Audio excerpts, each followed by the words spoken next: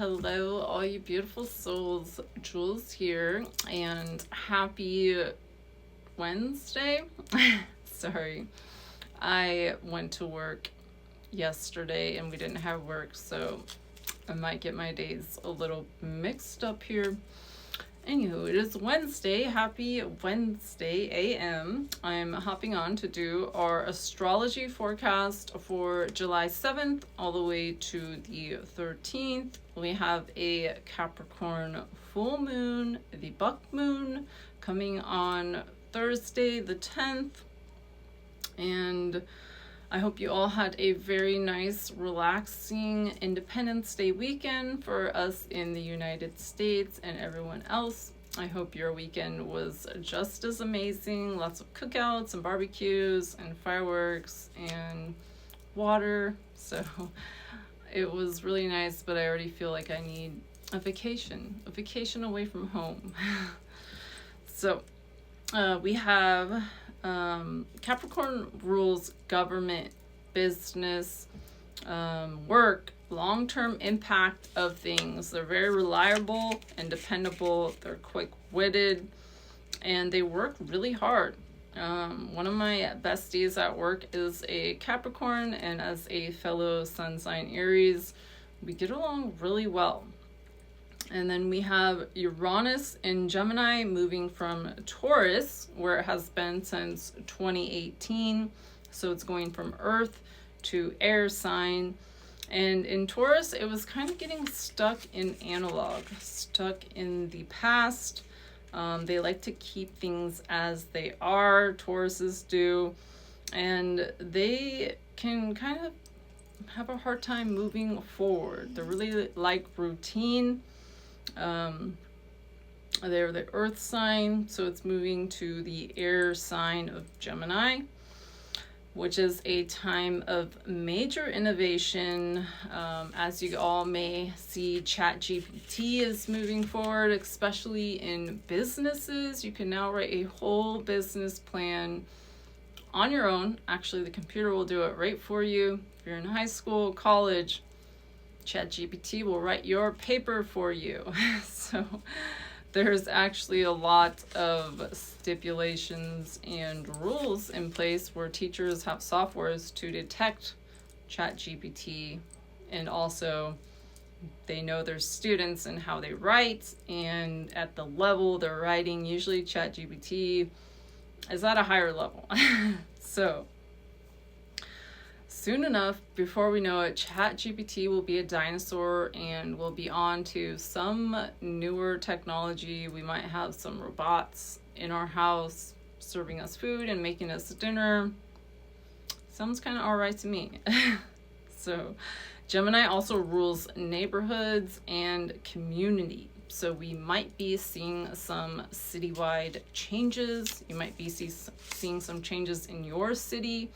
I know I was actually just walking Gemini today and I saw these wires on the cement, and they look like the wires had fell down from the cable or something. And then I looked at this transformer box and it said speed surveyor, which means that when you ride over these wires, it charts your speed. So I know where it's at, and I'm going to be careful, because before you know it, they'll be putting in another stop sign or a light or something to slow us down. And as you all know, we're moving faster. We're gaining momentum. We are picking up. We like things and we like them now. We're not about this slow business. We got that 5G. There's no more whatever 4G and all that. So we're accelerating, and we're accelerating at a very fast pace. And then we have Uranus went into Gemini today, or technically yesterday, Tuesday, and it's going to be there until 2033. So we're getting a little bit of a preview right now, and it will swing out briefly before it makes its home stretch. So big news. Neptune just went retrograde in Aries for the first time in our entire lives. Yes, in our entire lives. We've not experienced this placement. It will finalize its time in Pisces at the end of next year for a 150-year stay. So that is quite a stick. And at the end of this week, Saturn will also go retro in Aries. And then it'll go back into Pisces September to mid-February. So it's the divine swing of the pendulum, which the Astro Twins coined for this year's theme. And Saturn wants us to buckle down. So in retrograde, it's kind of unbuckling, letting the rings go. It also forces us to have these deep-seated soul contract questions. Why we came here. What we're supposed to be doing. Neptune is questioning past lives, extraterrestrial, the unknown, the lights, deity, gods, all the things. Past lives, different star systems. And Uranus in Gemini, and this is about programming. Uranus in Gemini, and it's about reprogramming our minds. Can we come back to oneness? Maybe people and places or material resources are no longer there anymore. So what are your new connections? Where is your new home? Capricorns get things done.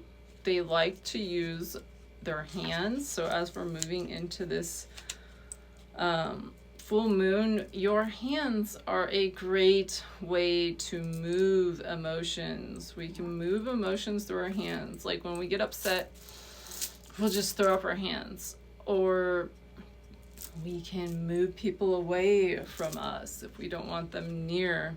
We can also paint with our hands. Painting is moving emotions. You're moving emotions with your hands. Where do you want self-sovereignty in your life? What do you need to bring it into your life? Where do you need to feel okay alone? I've been talking to people close to me, and they're seeing me by myself, and they can't understand why I'm so happy. But I'm so happy because it's so amazing not to have to worry about anyone, not to have to check in with someone, and to just do your own thing, to trust yourself, to trust your guides. It's just amazing. Like, I love being single. It's amazing. And I also love being in relationships. So it's like when that comes, when the universe brings me my person, I will know. And I've had many persons, and they always don't work out. And I'm friends with a lot of them, and I check in, but it's hard. Aries love very hard.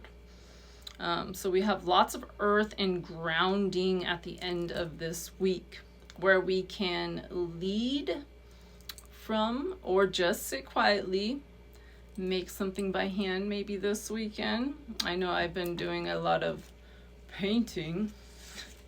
I got my colors out, my painting colors. I was painting some gourds. They're kind of cute. I'll show you guys those. But fixing things. I've always been doing jewelry and crystals and all that. That is super fun. I enjoy it so much, but I also like dipping into different medias and trying new things out. We also need to tune into our somatic bodies. It's important to locate grief and sadness or madness. So basically you do that by feeling where you have pain. Where do you store that pain? That is where you're holding your traumas, and that is how you can move your hands to release it. and so much more. You can use crystal tools, etc. In my time